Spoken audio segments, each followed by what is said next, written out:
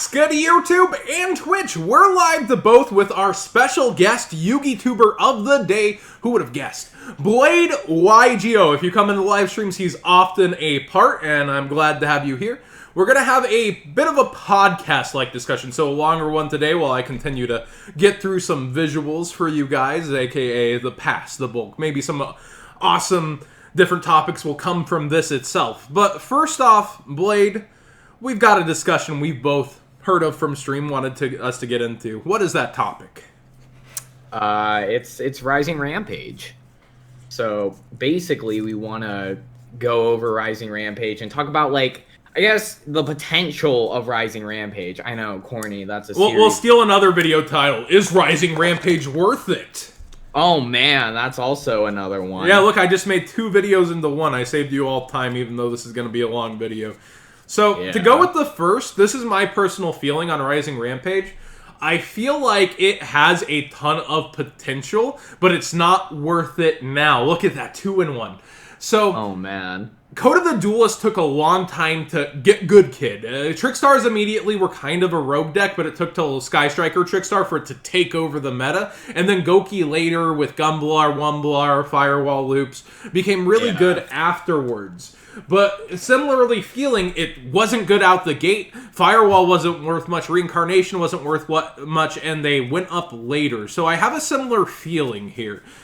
Same kind of feeling as Code of the Duelist. Marincess gets better and better. Tenyi, people are telling me it's not all there yet, but man, is it really good, like, once you get to a certain point. So I feel like we're going to reach a level where this set gets really good. What are you kind of looking forward to, maybe in future sets, to help with this? And what are you also kind of looking forward towards in terms of, like, this is good now, maybe, such as Apollosa, obviously?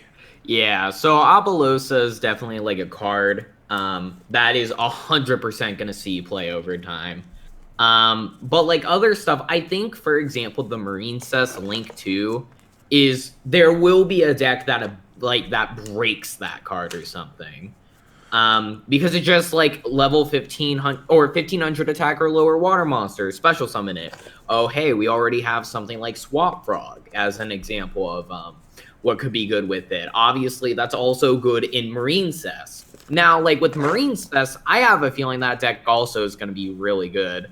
And it'll be kind of similar to Trickstars and Salamangreat and everything, where it'll just get more support and eventually be tier 1. Because it's very promising right now. The N-Archetype Impermanence, the damage tricks. Like, I was actually watching DZ stream one of his first Yu-Gi-Oh! Streams back with Paleo Frog, and he's like, what is this guy doing? And the Marincess player just makes a gigantic attack monster with all the equips and kills him, and he's like, oh. So I feel like there's always that aspect of when people don't take a deck seriously at first, they'll get caught off guard and be forced to learn it by getting smacked in the face with it, too.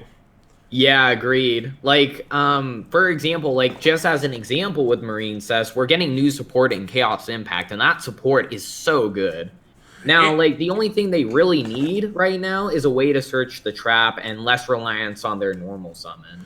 They have another card coming out in that one special pack that the OCG is getting, so we have no clue when we'll see those cards, like in the March set or next Battles of Legend, too. Yeah. I think we'll probably get in, like, the next year's Dual Power or something. Yeah, hopefully it's sooner than later.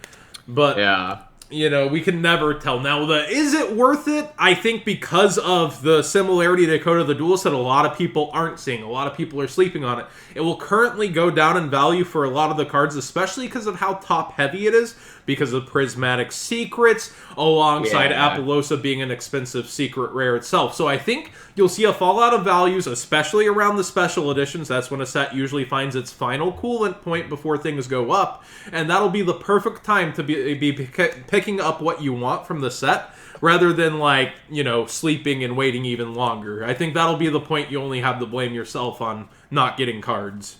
Yeah, there's, like, I think there are so many, like, cards that are obviously not good now, like we're saying, but will be good. I know that will be good in the future. Like, another set that was similar to this set and Code of the Duelist is Invasion Vengeance. we have like so many, like we have some good cards immediately from that set, but then we also have stuff like Danglong and Mare and all these cards that over time saw play. And while like not immediately good, these cards are like incredible in like Danglong obviously is banned now as an example. So I like that set too as another comparison.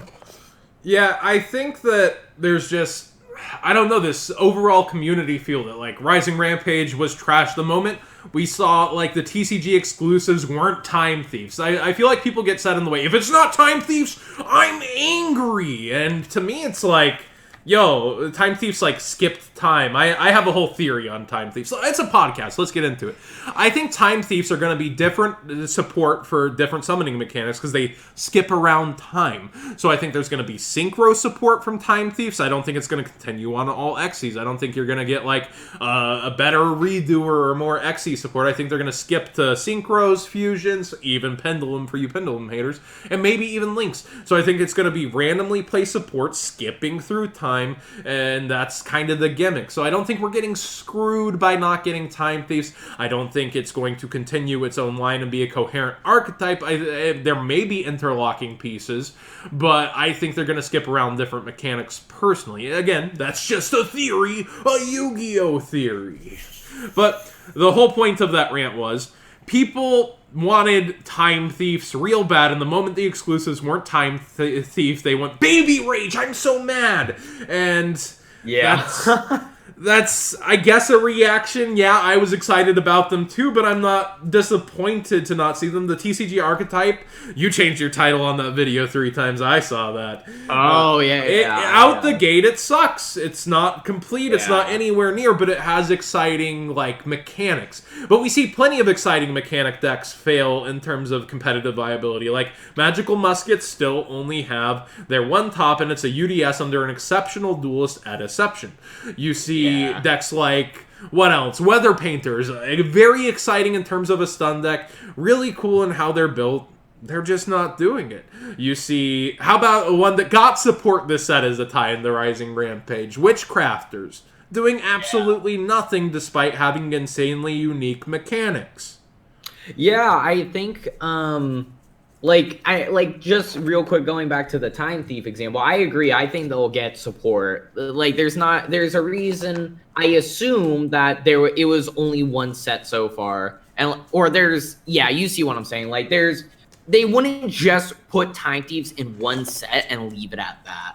I think it was also partly to slow the roll of danger cards. They were like, wait, these are, true. So, like, instead of printing out more broken danger cards, they were like, okay, we're going to jump this ahead and, like, slow down. That's maybe they already had those cards semi-R&D'd out or R&D'd out, and when dangers became as busted as they were like, we're better slow down a little here. Yeah, I agree. One thing, I think there are, as well, like TCG exclusives like Time Thief will, in my opinion, get more support eventually. The new Dream Mirror archetype, like, I also agree. It's like an interesting gimmick. But like, as you said, not always are cool gimmicks going to be good. So I get that it's deflating not to be out the gate excited for something coming out, but like, I think they did a great job with some of the imports, such as the Neko Xyz. I think that was a really good import. And to make it common, to make it easy access, was an amazing job by Konami in my book. Yeah, I agree. By the Neko common, you mean the rank 2, right? Yes. Beast? Yeah. I think that's a great import. Yeah, that card has been missing. It's really good. It does some crazy things with Christia. Maybe it is a little late. Maybe Konami shouldn't have had it missing in the first place, but I'm glad to see it in the import slots. Get Out is also a highly underestimated card in my book. It's tanking in price right now, and it feels really similar to how people underestimated Trap Trick to me at first, where Trap Trick, you remember that card was $9 for a hot second? Yeah, it was really cheap. And then it, like, spiked.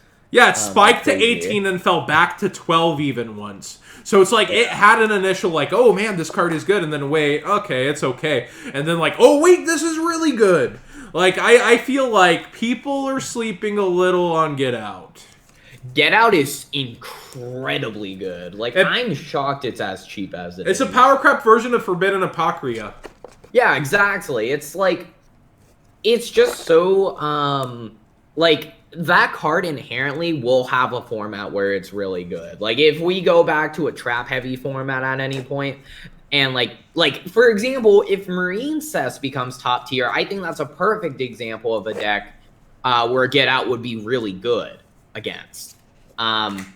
Because, like, after Chaos Impact, they'll have, like, a setup where they have 2 Marine Cess Link monsters on field, and you just activate Get Out because Marine Cess is slow inherently, and you just put both back, and it's like such a power play. So I think Get Out will definitely have a format where it's really good, or multiple. One deck I think that's really, or one card that I think is really interesting is the Orochi, like the level 8 Dark Machine. Yeah, it was interesting to see, like they've been secret raring out those stun cards. They realize there's a target that does not spend money on Yu-Gi-Oh! Often, and that's stun players. Because what's your deck change? Oh, I've got Fossil Dynas, I've got my Thunder Kings, I'm not changing my deck. And then they print Inspector Border Secret Rare. Now they're Orochi Secret Rare. It seems like they really know there's a target stun audience, and then they max rarity the stun cards now. Yeah, I also think, like, that card in general will probably have a format where it's really good. Because, like, one hidden interaction, because Orochi is a Dark Machine, you can, like, do the Orcus combo, but with Orcus Nightmare, instead of sending your Harpour, you can send Orochi. And then I don't know how good that is, but depending on the format, it could be, like, really good.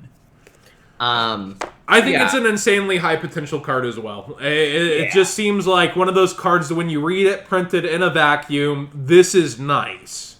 Yeah, agreed. That card is so good. And before the Grin Maju players comment, it's our time! It's now or never! Getting demonetized for humming it. Okay, I'll stop. Oh, man. This whole podcast brought to you by... I think one interesting card that I personally feel like is a bit overhyped in Rising Rampage is Capshell. Like, I think, like, okay, so the reason why I'm not, like, the biggest fan of Capshell, it will most likely see play, especially because of its attribute and typing. But, like, so in Battles of Legend Heroes Revenge, we got a new card. Like, it's a level 2 Reptile Earth. Yeah. And on summon, it just draws a card. I forget the name of it. It starts with, like, an I or something. But the thing is, like, that card is just generically, quote-unquote, easier to pull off. Because all you have to do is summon it and draw a card. Yeah. I think, like, Capshell has interesting interactions and, like there's other, like, reasons you play Capshell over it. So, like, for example, in Ritual decks, you don't need to commit your normal to, the reptile, and instead you could just tribute Capshell. I think there's interesting aspects to Capshell, but at the same time, I feel like people are getting like, oh man, remember when Sacred Crane was good? I remember back in 2004, Sacred Crane was good. It's that feeling of I'm getting a draw off of doing something for relatively little, is more so what it is.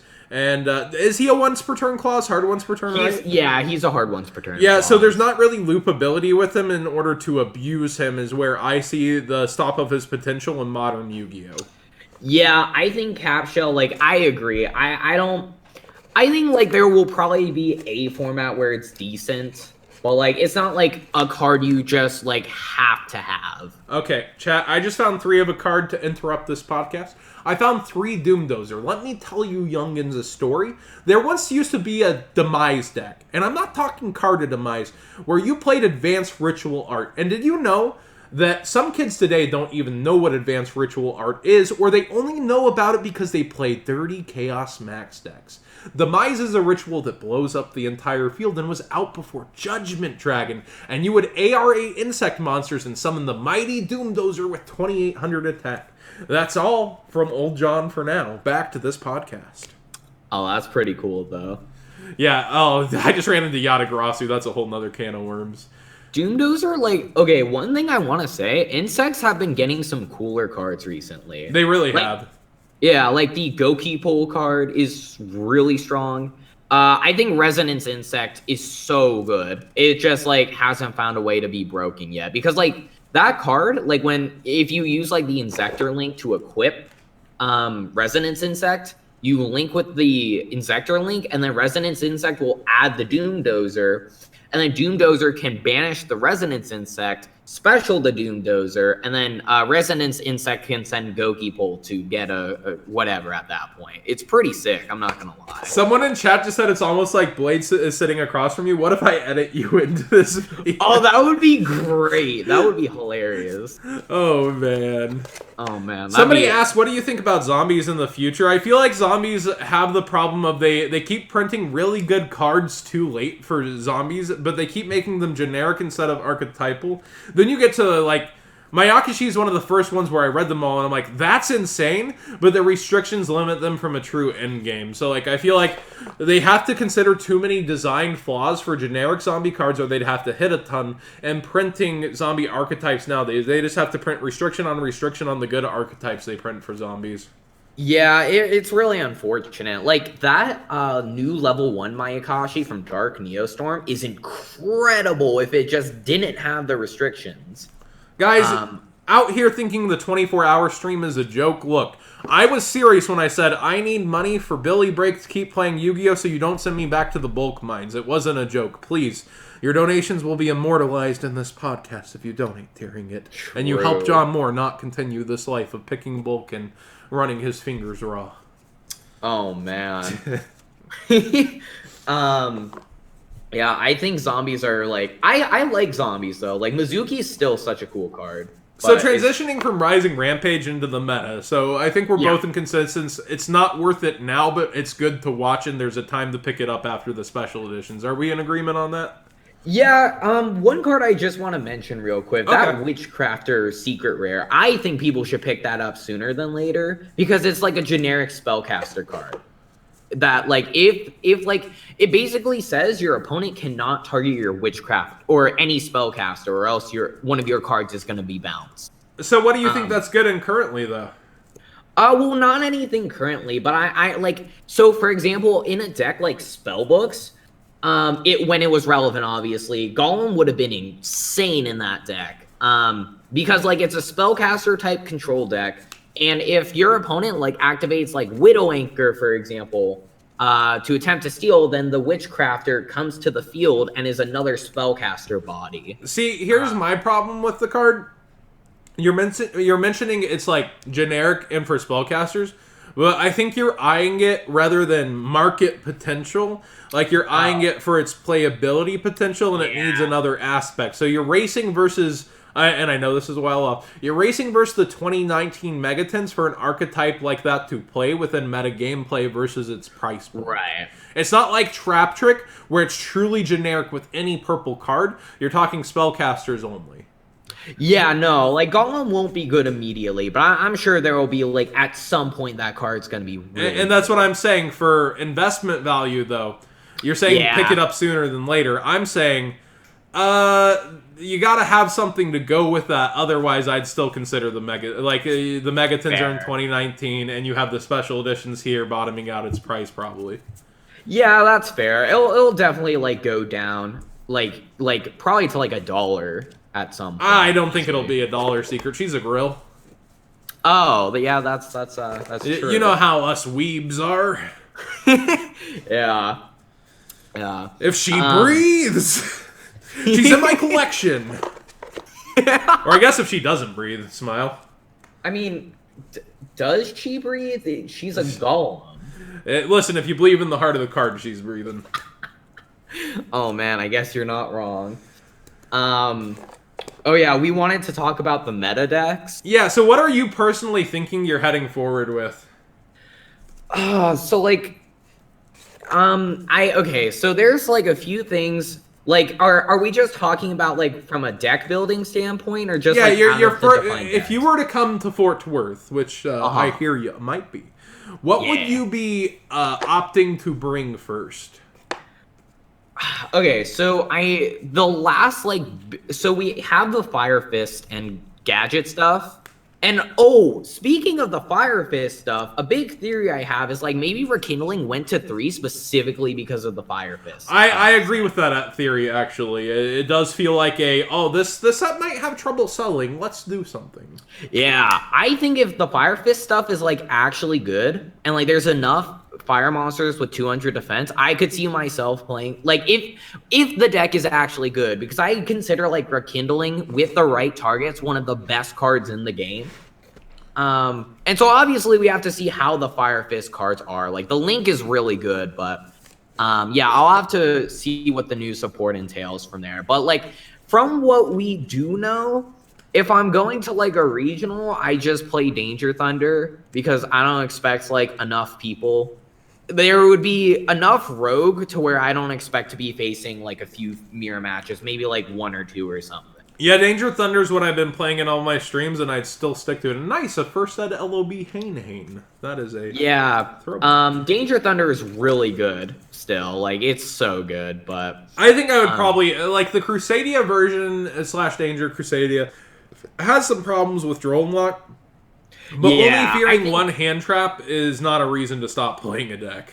No, agreed. I think like Crusadia, the Crusadia variant is like I think one thing that like hurts Danger Thunder just in general like is the Eclipse Wyvern hit. It hurts more than people think because it doesn't like guarantee you like the combo, because you're not like abusing it in order to get yourself Levianeer and Diabolos and everything. Like that was a decent, like obviously you can still like snipe one card out of hand consistently and sometimes two, but it was actually a pretty big power hit, if you know what I mean. So yeah, no, they did a decent job checking the deck, but they really didn't do anything to the pure core of Thunder, which like pure Thunder was still topping before any of this. So just the incarnation of the deck that didn't have all these extra steps was able to do something beforehand. You even had like Scott won a regional with using Rivalry and like stun cards within the Thunder deck at one point. Like it's taken many different forms. Yeah, Thunder is a very adaptable deck, especially when we have cards like the Dangers in the game to keep cycling the Thunders out of hand. I do think Salomon Greats, a lot of people just don't like the lack of consistency versus once was. And I see a lot of people giving up the deck. Even like Sign Up Mining's holding for multiple reasons. But it's even falling right now with a lot of hype. Like you have Marincess, you have as well as the Legacy of the Duelist promos coming out that are actually very good. You see Sign Up Mining slowly actually trickling back down right now, and that's because a lot of Salomon Great players are kind of looking at it like, I don't think I'm sticking here. Yeah, I think, like, well, like, talking about Salomon Great in a second, but I think Sign Up Mining as a card is, like, obviously you're going neg-1 technically to get a search, but, like, that search is for, like, any card in a type. And, like, let's take a card like Reinforcement of the Army, for example. Obviously, like, there are so many good warriors, that card would be insane at 3 in today's game. Just because you get, like, so many warriors to choose from. Now, with Sign Up Mining, it's obviously not as big of a pool as the warrior typing, and you're going neg-1 to get the search, but, like, sometimes that search is so powerful, or, like, it's so core to your strategy, that you like don't care about going neg. So like a deck like if you're going Ib Turbo, Sign Up Mining searches Carbon the Draconet, and then you just like full Ib combo. There's decks like Marincess will play it because they need it for their consistency. But I think Sign Up Mining is a card everyone should own at some point, because I could see it like eventually getting limited, just because like over time it has like a wide pool of uses. Yeah, I think Cybers only has upward potential is a pretty good assessment. Yeah. Now, going to Salomon Great, I actually have been testing the deck because I didn't want to give up like my Blade's my only friendo. premier top is impressive recent top. Don't worry, he hasn't been to too many events since. Yeah, I went to I went to local regionals, but then like afterwards it was a Nats. I haven't gone to any other like premier events besides Nats. Oh, Adagnister is generic Cybers. You right, chat. Good catch. Good catch. Oh, that is also true. Yeah. But like with Salamangreat, so I've been testing the deck, right? And you don't have nearly as like you see Gazelle around 57% of the time if you play debug and mining and all of that with the circle and Gazelle. So what I found in testing was like debug was really horrible because it's just like so fragile and Ogre's going to be so prevalent this format because of the combo decks. So like debug is super fragile, and then mining is like neg, which you don't necessarily want, but like it's still good because it gets you Gazelle. So like for me personally, I feel like the deck takes a different route where you want to either have Gazelle or get Stalio as quickly as possible to get Gazelle. And like, so like, for example, a card, because I don't think I'm going to play the deck, but a card like, for example, there's a card called Sea Archiver, which is like basically a spinny where it's a level 3 special summon from hand or grave. And if a monster is summoned to a zone a link monster points to, you special summon it. So it's basically a spinny, but it's not a Salamangreat, and it's really good in the deck now. Like, I think Sea Archiver will be played in Salamangreat. The issue is the deck's a lot less resilient to hand traps without, like, 3 copies of Circle and 3 copies of Gazelle. And, like, I was testing against my friend, and he was playing Striker, and, like, the deck just could not beat Striker. Like, game 1 at least. Yeah, that's a big problem. Yeah, so I don't feel like the deck, it has the ability to, like, it's still playable 100%, but, like, the deck just is not, like, going to competitively be viable is what my point here is. Because it's, like, for it to not even be able to play through, like, play against Striker and win at all, it's just, like, that's just, like, an example of how bad, like, some matchups can be. Yeah, with all those reprints, you can't avoid that matchup for an entire tournament or kill. Exactly. Also, Striker is still really good. At least in my opinion. Like, even with multi-roll at 1, you just change the playstyle a bit to maybe, like, more floodgates, for example. Stuff like that, but it's still so proactive. Yeah, I agree it's still very, very strong. Yeah, so, but, like, for me, I don't think I'm taking Salamangreat to any events anytime soon. Rest in peace. But yeah, so, like, if I were to pick, like, the best deck, I guess, I would pick Danger Thunder. I think Danger Thunder is definitely the best deck. Because, like, while Pendulum and Danger Thunder both put up really good fields, Pendulum has, like, a really hard time going second sometimes. Hey, don't forget about Trap Trick Michael Sarah. Oh, man. There's going to be a lot more Rogue. They just keep making Rogue viable. Even with Alter Guy slammed, I think there will be people trying. True Draco gained 3 Solemn Judgment in how they're playing. True. Also, like, yeah, I think any deck that can use Super Poly and it's decent, it will probably be strong next People format. were talking to me about Invoke Sky Striker. It's an interesting, like, thought. Oh, yeah, that was a deck that, because, like, then you could just summon Alistair, and that's your normal summon and everything, and, like, you can still play, and use multi-roll and everything. It's actually, like, that could be interesting. Yeah, you can go up into the Invoker of Madness if you want to free your main monster zones to continue Sky Striker plays. You can also, like, Alistair now is just, like, a 1-card Purga Trio or Mikaba, so it's just, like, way more resource efficient. I wonder if a going second variant could develop again for like how they want to play. Yeah, I think Meg Knight Invoked is also just like that deck is like may actually be good next format. Oh snap! First at MRD, the Castle of Dark Illusions. Glad I stopped to look. Nice. But yeah, no, I think like there's like a lot of decks that could be good.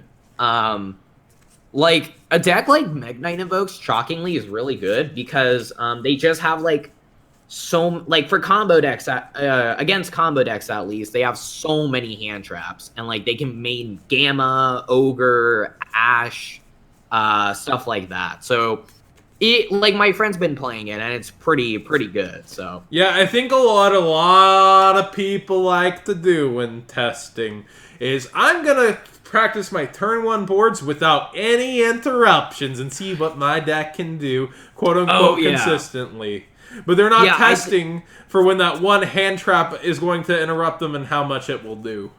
Honestly, I think that's like such a good point because like whenever I think a good mentality for people to have is like, okay, so like for me, I go to the extreme of can my deck play through 2 hand traps, and at that point it would be like really good, right? Yes. But like if my deck can like, but a good mentality you guys need to have is like when playtesting is like, okay, can this deck play through an Ash or an Ogre or whatever? Can it play through? And then once you're done with that and you realize, oh, it can, test to see if it can play through 2 hand traps and just see how consistently you can play through. Also, your stun decks, you need to see what happens when you get red rebooted. True. I think playtesting to play against counters. So for example, yeah, exactly, like hand traps, or if there's like a twin twister on your field or red reboot, stuff like that, it's really important to be playtesting to see can your deck beat those types of cards.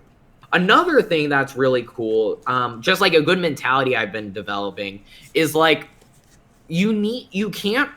skill is obviously important, but skill won't always, like, most of the time it will win you games, but not matches. And that's why deck building is so important.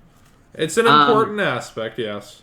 Yeah, I think obviously you need to, like, know what the deck and be good at the game. So I'm gonna, just so people don't go baby rage and, like, get into the whole Asianized thing, I think what you mean here is, because I don't think you're explaining it very well, is that there's a certain point in competition where you will rise into the same skill level for most of the event. Yeah. Not that skill's not going to win all the games, it's that you're going to butt heads with people where you're at a point where you both know how to make most/all the correct plays. Very few things come down to a decision tree, and it's going to come down to what your deck gives you. Yeah, I agree. Like, I think that's a good way of explaining it. That's basically what I mean. Because, like skill, like, if you know, like, 100% of what your deck does, and other people, like, if you know what your deck does and you don't misplay, that's great. But when you face someone that does that, you don't have an advantage at that point, in terms of skill. So, like, I love deck building in the sense that if you, like, want to win an event, because if you're trying to win an event, you're trying to you're playing against players that are going to be really good as well. You can't just get, like, lucky and not face any good players, basically. I mean, yeah. Imagine going to a YCS. Oh, yeah, I just got here, round 2. I just got here thanks to the points. Round 3, you play another person who got the points. Oh, yeah, I got a bye for that round. That was really weird. That would be... and even those people had to win a tournament to be in that spot. Like, exactly. What are you expecting? Yeah, so, like, I value deck building a lot, like, because I feel like... I just packed the scrap recycler out of bulk. Feels good. Feels good, man. Though I don't even know how much those are, but those are like, I think they're still at least 7 to 8, if I'm not mistaken. Oh, that's pretty good. Oh, feels good, man. But yeah, so, like, for example, I guess an example is going back to my UDS top. Like, I played Econ, and at the time, Foul wasn't standard in Salomon Great, so I played Foul too. Because of that, because Econ was a really good tech for that event. Because I expected a lot of mirror matches and Striker, and it was really good against Thunder. And it outperformed, like, what I expected unless they, like, draw an out or something, which happens, but... So there's that, but also, like, Foul being searchable was really huge because, like, I've explained it in deck profiles. Like, those 2 cards, for example, like, are techs that can help you go to an event and do better than you would have just by relying on skill alone. Yeah, deck building equal important. I don't just net deck. Like, figure out why the pilot made the decision. See if you can like play the same, or if you think there's something more efficient. Because a lot of people come to decisions for that event. So if you copy paste that at the next event, people have already been testing against that build because it topped. They put it in their own and tested with it and decided how to counteract it. That's why you see the evolution of like Danger into Crusadia. You see the next evolution of a deck happen because, all right, we're playing to beat the version of this deck already. Right. I think an interesting, like going back, like all the way back to like, what would I play at like YCS Fort Worth? Like, for an event like that, my issue with playing a deck like Danger Thunder, even though I played it at Nats, is I feel like, obviously we have other events, but like, before that, but in a format where I feel like combo is going to be the most represented, I don't want to be playing matchups that I feel like are very luck-based, if you see what I mean. Yeah, dice roll's gonna matter a whole lot in that one. Exactly. And if, like, Danger Thunder and Pendulum are the best decks, then I'd rather... I mean, obviously, we don't know until an event happens, but, like, going into an event, if that's my assumption, then I don't want to play a deck that just loses to them if, like, I get unlucky. So I mean, obviously, I can still get unlucky, but, like, I'd rather play a deck that either is built to not care about the boards they set up, or, like, or play a deck where I can play, like, Super Poly and hand traps, to stop the opponent from, like, destroying me turn one. All right, I think a good final topic for this one. Another scrap recycler. Are you kidding? Yes. Okay, sorry. Oh, man. Sorry, I'll bring it in. What's your favorite past format to play? So you're younger. You haven't been in the game, obviously, as long as the OGs. What's your favorite past format to look at right now? Yeah, honestly, I think one of my favorite formats to look back on was, like, so I personally loved the, like, this is gonna sound really dumb, but I just have, like, fond memories of this format. Like, the Raging Tempest, format where you had, like, Zodiac, but then you also had other decks that could, like, still compete. And obviously Zodiac was the best deck, but then you have other decks like Grass, and you had Metal Foes, and you had Paleo. Paleo Frog took the Fusion Sub Zodiac event. Think about that. Exactly. And so, like, that's just an example of, like, format wasn't, like, like, you could still play other decks. And the format wasn't figured out when people thought it was, and that always feels really good to look back at. Yeah, exactly. I played Metal Foes Zoo that format, and I love Metal Foes as a deck. It's one of my favorite decks, but, yeah, no. So that's probably one of my favorite formats. And then, obviously, you have... From a pure event standpoint, my favorite event was the UDS Las Vegas, obviously. But yeah, no. So I have some fond memories of specific formats. For me, just for the viewers, people in stream already know this. It's Troop Dupe. It's like playing a crazy game of goats. You have Confiscation, you have Ring Still, you have Double Dust Shoot within the metagame figured out at the time. You have so many crazy things with an OTK lurking in the format that does not always go off. And you also have Future Overload, but people are opting for Monarch builds for consistency over power. Like, there's just so much fun within that format. And the final Troop Dupe event wasn't won by Troop Dupe either. It was won by Burn. Yeah, that sounded like a cool format, honestly. Yeah, but that's going to be it for me. Any final words here, Blade, besides subscribe to Blade YGO? Oh, man. No, I think that's, I don't know. I hope people learn some stuff, just like the mentalities that some people have to the game. Like, if you know what I mean, whether it's the market aspect or, like, deck building and how to play test, stuff like that. I hope someone learns something from this. Look at this Bob Ross painting a happy little tree, fella. All right, guys, man. Thank you for joining this one. Let me know what you thought. Of course, subscribe to both channels if you haven't already. Give this video a thumbs up if you enjoyed the conversation. And maybe we'll have to do this more often during 24-hour streams, boyos. Thanks for watching. Adios.